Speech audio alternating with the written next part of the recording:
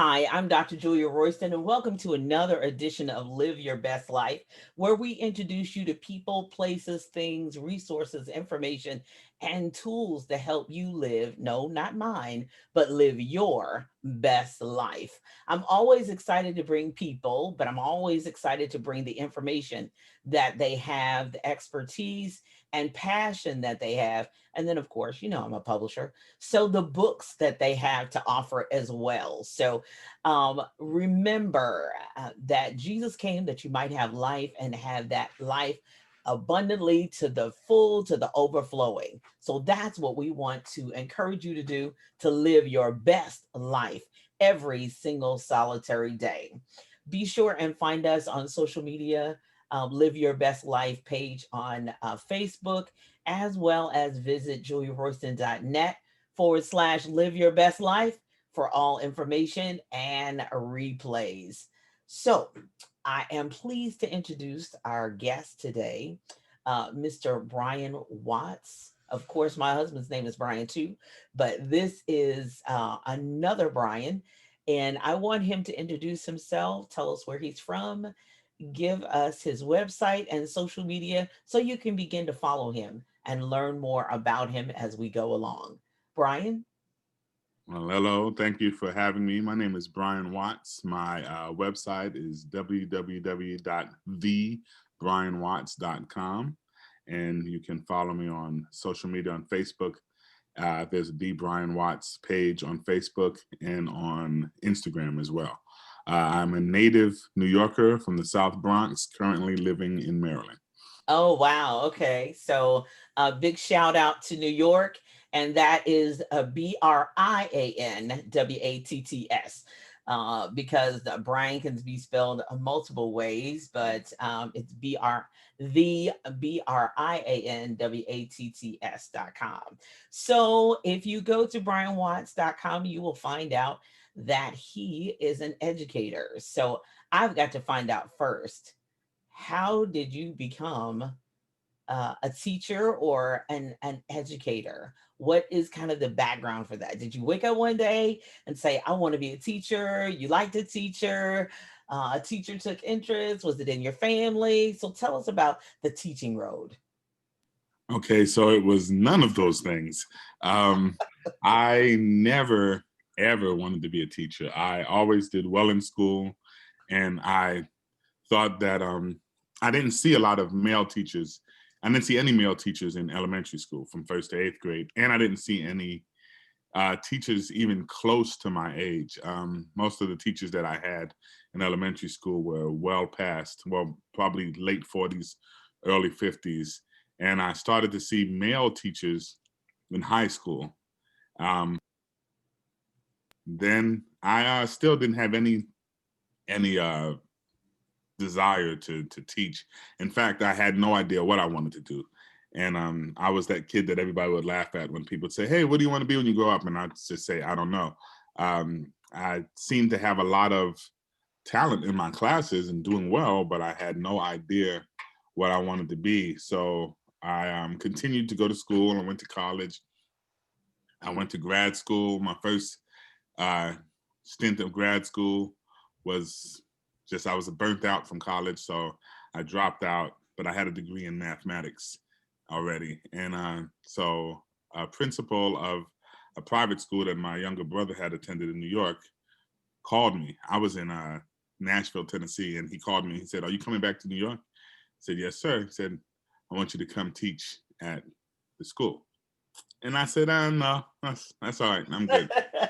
And he said, well, I just talked to your mom. She told me that you might be coming back and that you have a degree in math and we need a math teacher. And I was like, no, that's okay. Thanks. I appreciate it. And so he started to tell me more about it. He told me about the very, very low paycheck and all of that. And so he sort of, I didn't want the job at all. It was nothing attractive about it. But he asked me what I was going to do when I came home, and I had no idea. So I made a deal, which I felt, now that I look back on it, sounds horrible to make. I said, if I don't find any other job, I'll come work at the Mhm. school. And Mm.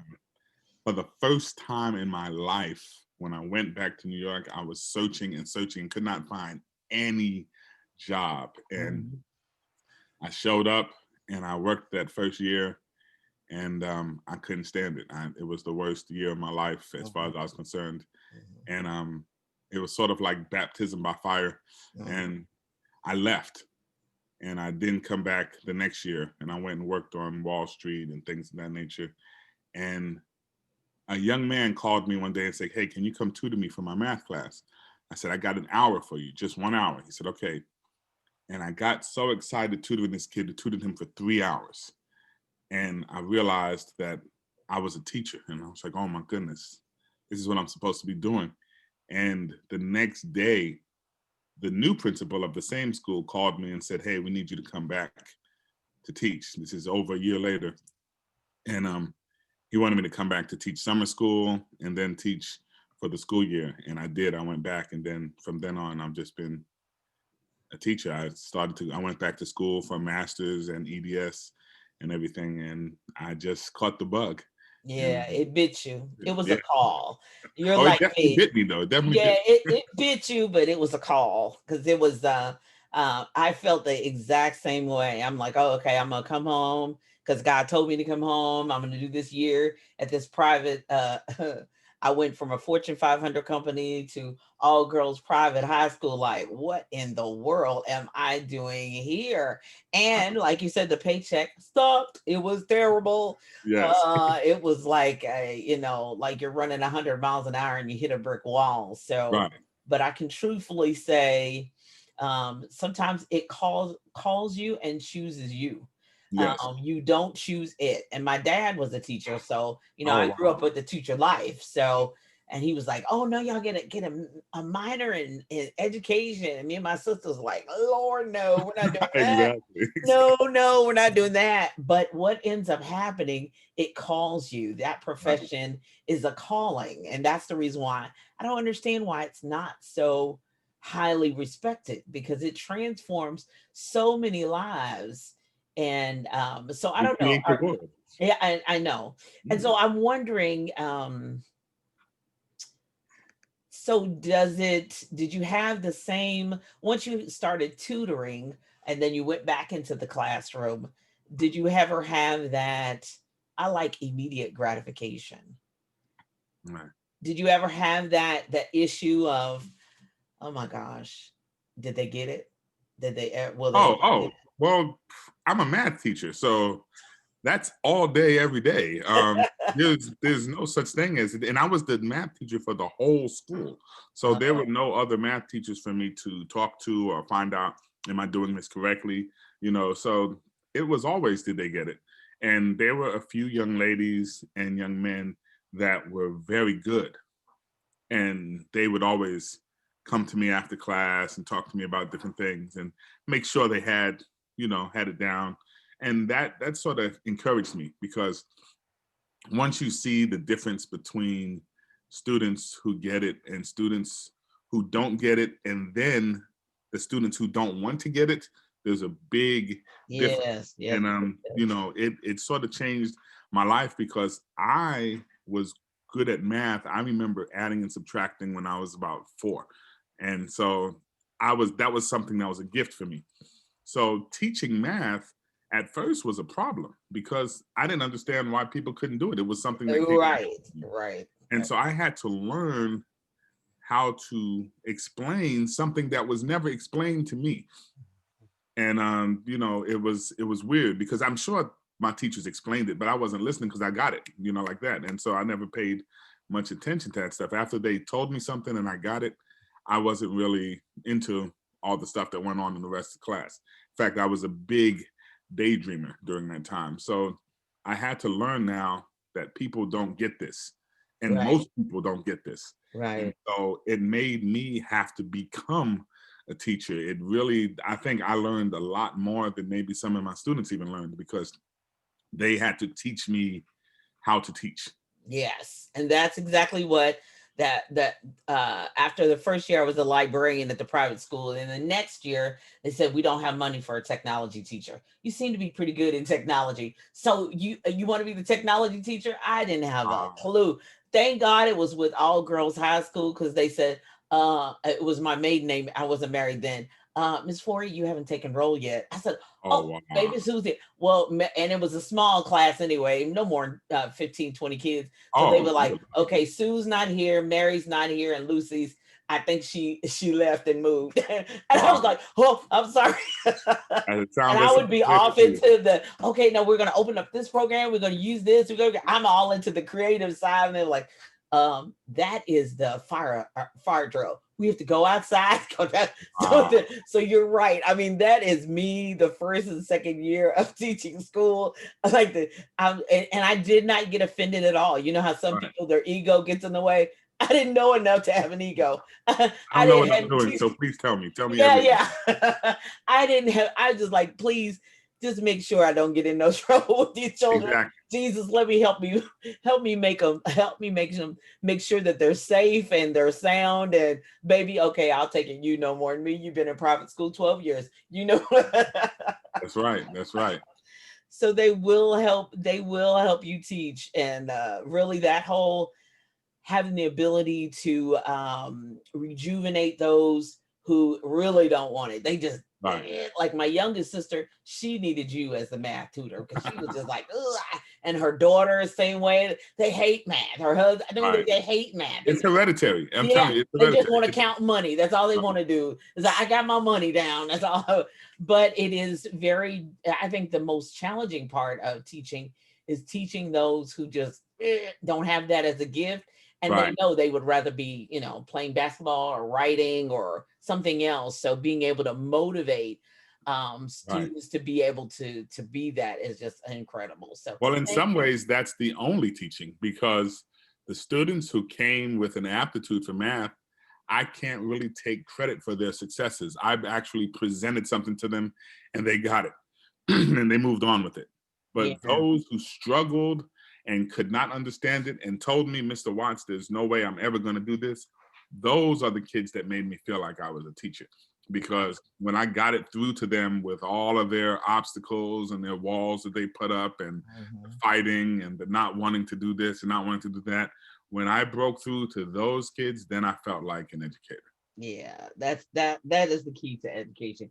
Teaching those who either are resistant or that others have thrown away. And Right. so a huge shout out to not only you, sir, but to all the educators Yeah. around the world because it is a calling. It is, and the teachers who really do it well, hopefully they love it Mm. because they do it well. But just as they say, a PSA, please support your teachers, support your schools and education. I think during this season right now, we've become even more appreciative of teachers and education. Like, oh my gosh, I can't believe it. Yeah, yeah, you have to. There's no everything. The doors are open. The blinds are gone. Everything is there. You know exactly what's going on. A lot of parents Yeah. are now feeling the same way the teachers felt. They're starting to understand who their children are during those hours, those school hours. You know, a lot has been shown, and what teachers get for pay Yeah. is so just so insane compared to what they have to do. And the job that they, even if everything was going well, what teachers do for our society Oh my Lord. is big. So after teaching internationally, I started to see a little more money and a little more respect in those areas. But here in America, it seems like teachers are going to be those people who slave away to do well for somebody else, and then often have to have a second job. So there's not a lot of respect here. I hope that now, after this happens, after COVID, that changes a little. I hope so. It should change a lot. They should get, some gifts and Yeah, something. So the parents should jump in and when we can hug, give us a hug. But yeah, there you go. as a Please, thing, at put a least. gift, give us a gift card. Teachers like all food restaurant gift cards. We love all of that.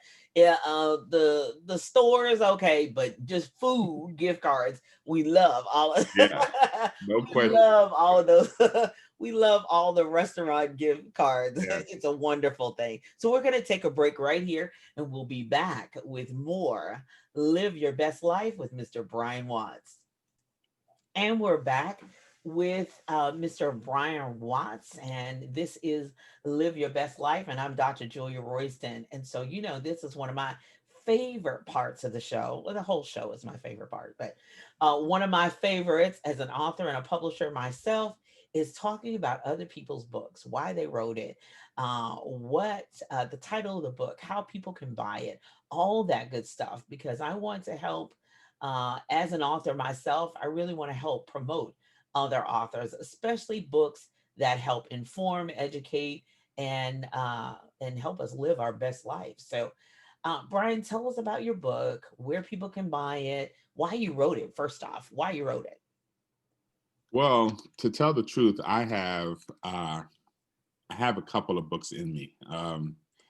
And this was actually the second one, but it's the first one to come out. Okay. Um, about 5 years ago, I started writing this book because previous to that, I'd started to do seminars for parents.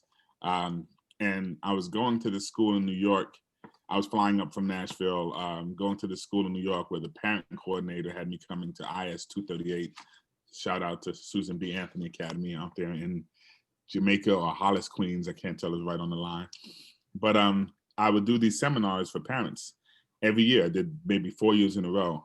And it was really to teach parents how to get their kids from first to 12th grade, Mm, things that they needed to know, because I believed that in education, we've built better school buildings, we've trained students better, we've trained teachers better, we've done everything better, but make better parents. yeah. And parents were seemed to be left out. I didn't think it was the parents' fault, but it seemed like they were left out of the equation.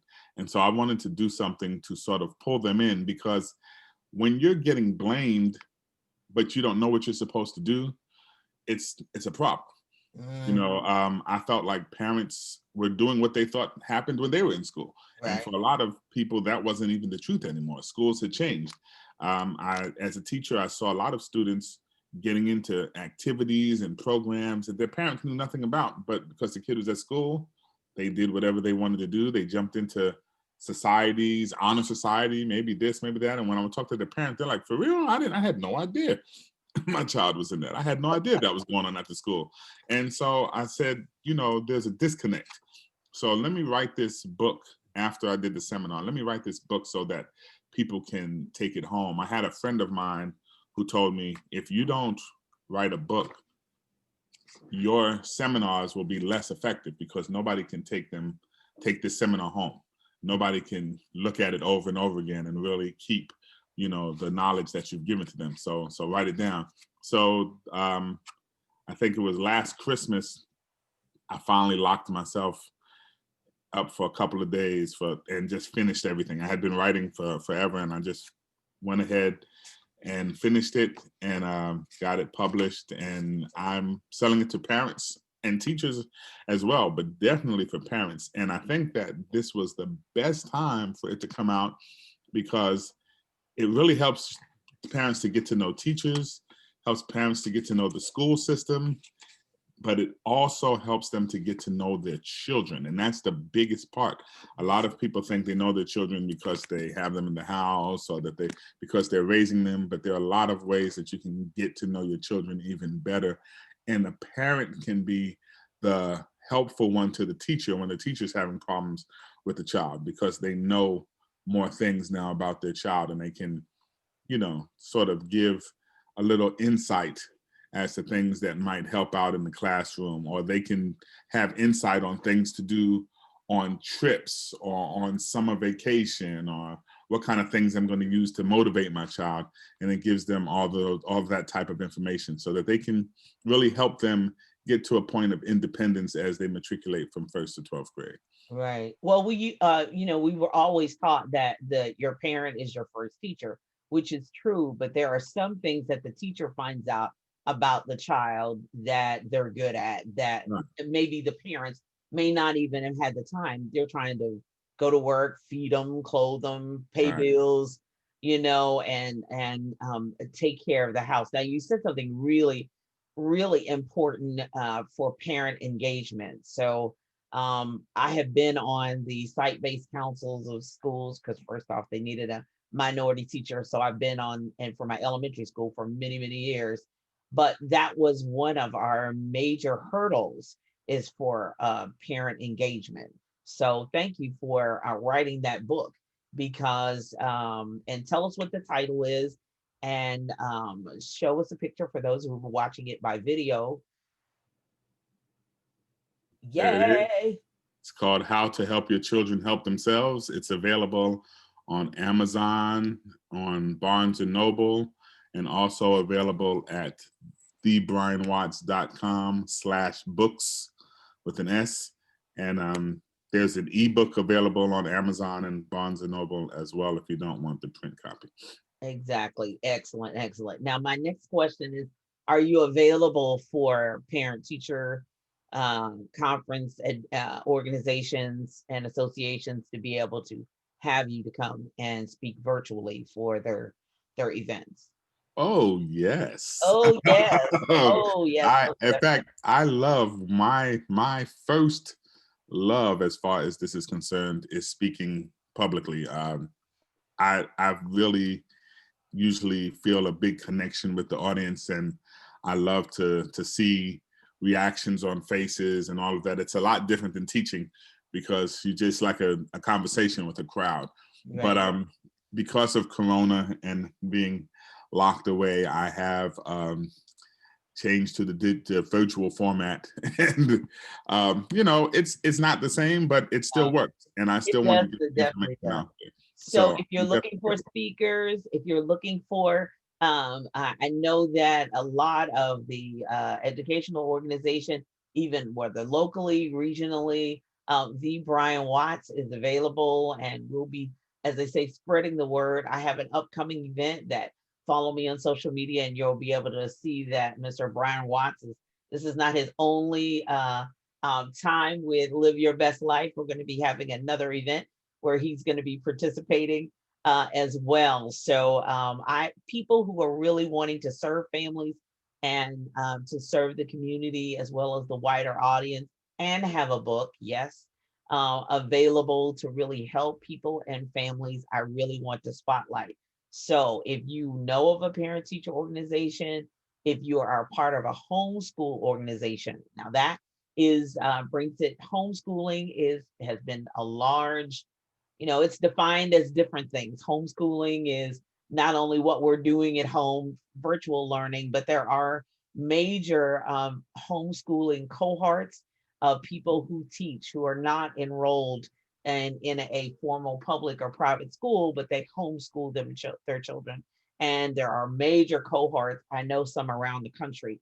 So if you are looking for a speaker to definitely inspire parents, who is also an educator and an administrator, please reach out to thebrianwatts.com and schedule an appointment with him so that he can come and speak to your group and negotiate a rate arrangement, whatever, in the virtual space. But more importantly, be prepared to purchase his book as well. I turned out to be his sub PR group, so just to put that out there, just to put that out there, so you'll be prepared for that. But when there are information, tools, and resources at our fingertips, that's what Live Your Best Life is all about. Not only for my best life, I have no biological children, but as an educator, I know that you're always help, Miss Julia, help. Okay, so I'm bringing you some help in Mr. Brian Watts. So thebrianwatts.com. Please visit his website and follow him and purchase his book. Now, another thing that I really, a question that I have, even for parents, is that sometimes you have a child, but they don't come with a manual. They don't come with in the parents' defense, they don't come with a manual. So I really encourage you to utilize all of the resources that are out there because each child is individual and each child is different. And I had a parent one time, long story short, but it came up to me and said, "Do you know my daughter made all A's?" I said, "Sir, do you know I've taught your daughter for 5 years And I have no doubt about it that she made straight A's in middle school. That's right. You didn't know it, but I knew it. I'm not shocked at all. Right. I didn't know my daughter was that smart. I said, I did. Right. That's exactly right. I was like, I spent 7 hours, so many hours a day, and then I would look up and she'd be at my door, and I'm like, boo, why are you here? Right. I was supposed to go to the bathroom, but I thought I stopped by, and I'm like, get back to class. I love you, but get back to class. Right. We definitely know them. Yeah, Definitely. they be sneaking out, and I'm like, baby, what are you doing in my room? Get out. I love you, but get out. So it's a wonderful opportunity and a wonderful time to influence. I didn't realize it was I love immediate gratification. Like I like to build widgets and say, here you go. Like I help Right. you get your book out. There it is. But with children, it is over time. It is a journey. It is not immediate. So I'm super excited about that and great to bring you that resource of thebrianwatts.com. We're going to take a break right here. We're going to be back with more with Mr. Brian Watts on Live Your Best Life.